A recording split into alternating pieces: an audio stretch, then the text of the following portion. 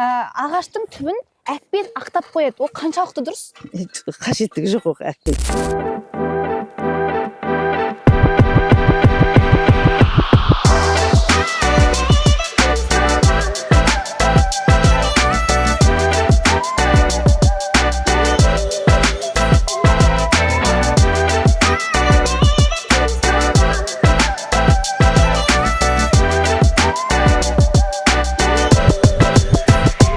Ағаш отырғызып, оны қалай күту керегін білесіз бе?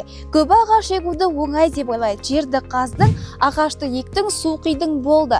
Бірақ неге біреудің ағашы жайқалып өссе, біреудің ағашы олай өспейді? Бүгін біз сіздерге Гүзел ханым екеуміз ағаш егудің барлық құпиясын бірге айтатын боламыз. Үйдің айналасына ағаш егу бұл үй бағасын 20%-ға дейін өсіретін тиімді стратегия. Жасыл желек эстетика сыйлап қана қоймай, жазда салқын, қыста жылу сақтап, энергия шығынын 35%-ға азайтады. Сондай-ақ ағаштар шу мен шаңнан қорғап, мүліктің нарықтық тартымдылығын арттырады. Бақшалы үй жайлылық пен берекенің белгісі. Гүзел ханым, бізге оқырманнан өте көп сұрақ келді. Ағашты қалай отырғызу керек? Өзіңіз үйретіп кетіңізші. Қазір мынау көктем айы нағыз ағаш егетін уақыт. Енді ағаш дегенде жалпы өсімдік егетін уақыт. Гүлі бар, көкөнісі бар, жемісі бар барлығы. Мен дәл қазір менде үлкен ағаш жоқ, бірақ мынау қожақат. Қожақат даңқурайға ұқсас, бірақ түсі қара, әрі дәруменге бай, көп жылдық бұта. Оның жемісі піскенде қою күлгін болады, және бойында С, Е2 дәрумендері мол. Иммунитетті нығайтып, дене қызуын басатын емдік қасиеті бар. Ылғалды сүйетін бұл өсімдік әрі дәмді жидек, әрі сапалы бал көзі. Кез келген өсімдіктің отырғызу заңдылығы бірдей деп айтуға болады.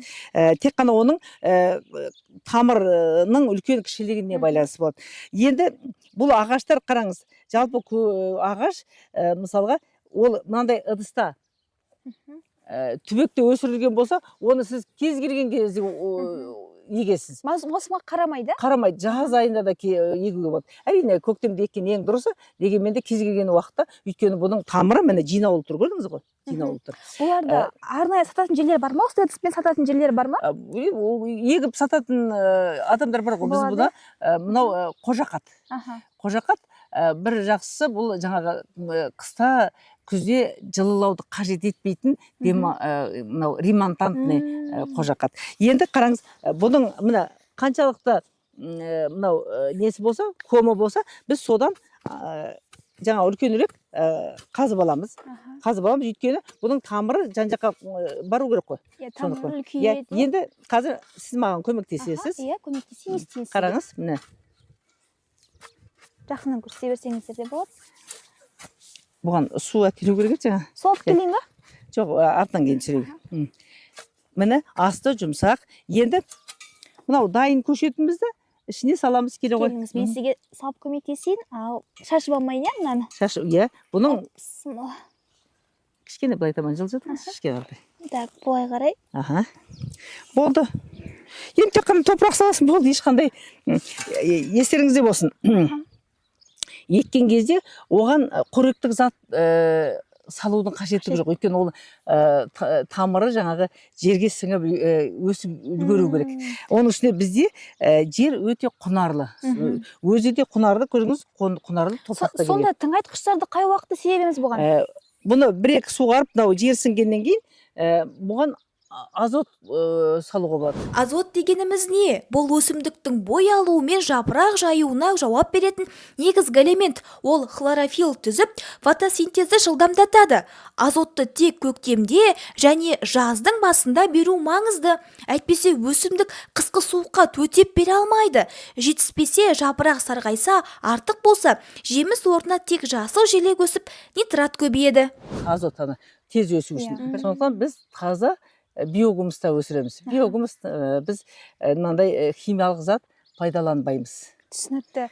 Қараңыз, осылай ағашты алғаш еккеннен кейін басында айтады, күшті өсіп келе жатады, кейін біз өспей қалды, не болмаса жаңағыдай тамыры кетпей қалды, өліп қалды дейді. Соның қателігі не нәрсе? Басты қателігі қандай деп ойлайсыз? Мен қолмен жоқ, қолмен салмаңыз, мен салам қазір.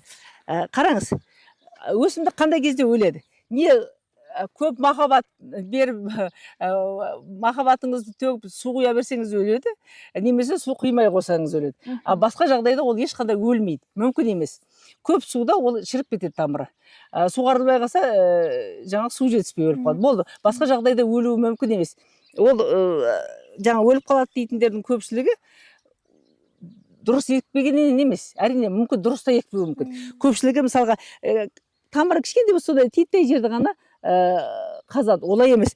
Астын кең қылып қазу керек. Тамыр емін еркін ары қаратай жерге сіңіп жаңағы ұстап кету үшін кеңірек қазып, бірақ өте төменге түсіріп тастауға болмайды.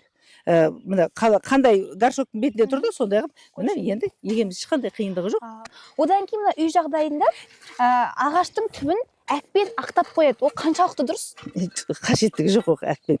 Әкпен ана совет одағы кезінде машиналар адасып кетпес үшін бұрын барлық жерге не жоқ қой әлгі. Соғыс кезіне арналған дүние ғой. Әкпен ақтап қояды, сол бойынша жолды табады, сол үшін. Байқасаңыз қараңыз, 3 қатар, 4 қатар қара ағаш тұрса, немесе терек, соның бірінші қатарын ғана бояйды. Байқадыңыз ба? Бояйтын болса да бәрін боя қоймаймын, бәрін ақтап қоймаймын. Мынау ерекше бір ақпарат болды. Енді қараңыз, осыны мына жаңағы тығыздау керек. Бұған ауа тамырына кірмеу керек. Әсіресе открытый корень дейді ғой. Ана тамыры жалаңаш болған кезде оны ертерек егу керек көктемде. Ал мына түбектегі болса қай кезде егуіне де болады. Міне ектік, енді бұған молынан су құю керек. Молынан су құю керек. Біз енді тамшылатып суғарамыз. Сондықтан қазір біз суғарып әуре болмаймыз. Бұған жаңағы Одан кейін мынау халық арасында бір сөз бар да, ағашты көктемде ексең ұйықтайды, жазда ексең оянады деген секілді ме? Осыны түсіндіріп айтыңызшы. Ешқандай жоқ. Көктемде егу керек. Ең негізі көктемде егу керек. Күзде де егуге болады, бірақ көктемге жетпейді. Күзде мысалға теректі мен күзде де көбейтем, жазда да көбейтем, көктемде де көбейтем. Бірақ ең көп пайызы көктем айында жаңа көбірек тамырланады.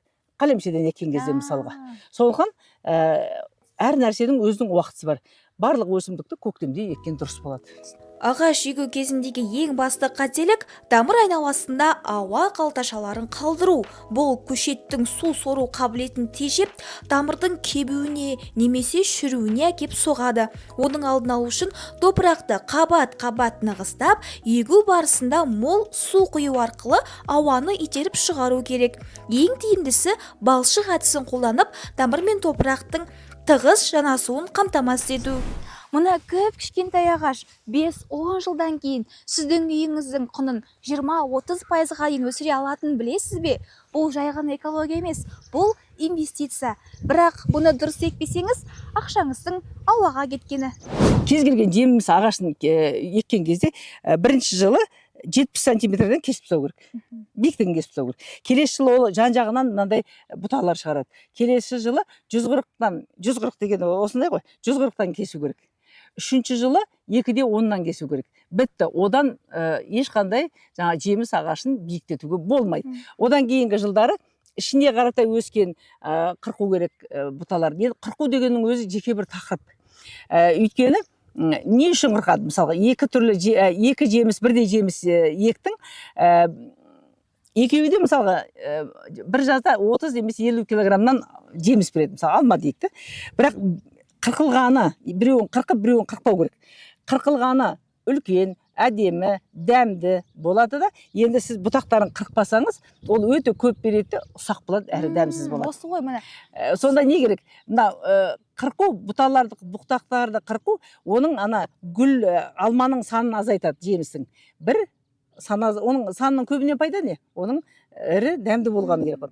Екіншіден, күн жақсы түседі. Үшіншіден, ауа. Грипповый дейді ғой, саңырауқұлақ ауруы болмайды.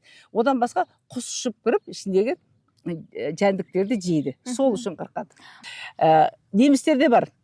Егер бір баспалдақ көтерілсең, 10%-ын жоғалтасың өніміңнің дейді. Егер 2 баспалдақ көтерілсең, 20%-ын жоғалтасың дейді. Сондықтан адамның қолы жететін жерде ғана жеміс болу керек. Сондықтан жеміс ағашын жылда қырқып реттеп тұру керек. Түсінікті.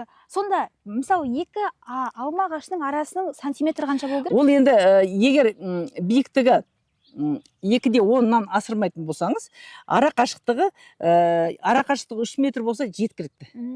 Ара қашықтығы. Тіпті колоновидныйлар бізде қарасаңыз 50 сантиметр арасы. Мына қараңыз, мына сіздің ағаштарыңыздың арасы мен жақын екен, кәдімгідей әжептәуір жақын араласқан. Бұлардың бұтақтары да кішкентай болады. Ол колоновидный, ол тік өсетін. Түсінікті. Одан кейін ағаштар ауырады дейді ғой. Ауырған ағаштарды қалай емдейміз? Қараңыз, жалпы өсімдіктің 2 түрлі ауруы бар.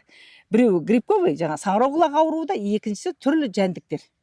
Сол саңырауқұлақтан ерте көктемде тотияйын, 3% тотияйынды ерте көктемде және күзде жақсылап 2 рет шашады.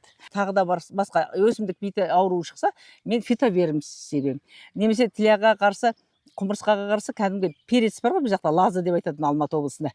Соны қайнатып, соған лимон қышқылын кішкене қосам да, сабын немесе кішкене май қосам да, соны шашам. Сонда ол ешқандай адамға зияны жоқ. Одан кейін мынау 2 ағашты бірін-біріне біз видеолардан көреміз да, бір-біріне будандастырып байлап жатады ғой. Ол не үшін олай жасайды? Қараңыз, көбісі дейді, менің алмұртым бәлен жыл болды, жеміс бермейді, алманым бәлен жыл болды, жеміс бермейді. Олар дәннен еккен зат оңайшылықпен жеміс бермейді. Анау тез жеміс беру үшін будандастырады. Мінекейіңіз достар, өте керемет, жазып алсаңыздар да болады екен да сөзді. Расымен де сондай дәннен алма ағашының немесе басқа жеміс ағашының өсіп шығуы қиын ғой. Жоқ, қиын емес, тез өседі ол. Бірақ та ол жеміс бермейді. Жеміс бермейді. Жеміс беруі ұзақ болуы мүмкін. Ол бір 10 жыл ма, 7 жыл ма сондай кезде ғана жеміс береді. Мысалы, мен ағаш ектім, бірақ келесі жыл мен өнім көргім келеді. Ондай кезде не істейміз? Сен дайын 2 жыл болған гүлдейін деп тұрған ағашты. Бірақ біз енді жеміс ағашын еккенде бірінші жылы гүлін, жемісін жұлып тастаймыз, өйткені тамырына күші кетсін деп. Айтпақшы, мына біздің еккен ағашымыздың да атын айтып өтейік. Бұл қожақат. Ежемалина дейді ғой, малина, ежемалина, қожақат сол, ежемалина. Бірақ бұл ремонтантный, оны орап, жаңағы қыста өліп қалады ғой, оны орайды, бұны орамайды. Бұны шауып тастаймыз да, биылғы шыққан бұтағына биыл жеміс береді. Нағыз қазақтар егетін, жаңағы күтімді қажет етпейтін қожақат. Егер де сіз үйде ағашыңызды күтуге ерінсеңіз, қожақат егіңіз. Жоқ, қожақаттың басқа түрін ексе жұмысы көптеу болады. Ал ремонтантный түрін ексе, ол жұмысы аз, тек қана суарады. Енді қоректік зат әрине беру керек. Сізге көп рахмет. Енді мына үйге беріп жіберіңіз, үйге барып егейін. Қалшындай әзіл ғой. Құрметті достар, сіздерге видео пайдалы болды деген ойдамыз. Келесі кездескенше аман сау болыңыздар.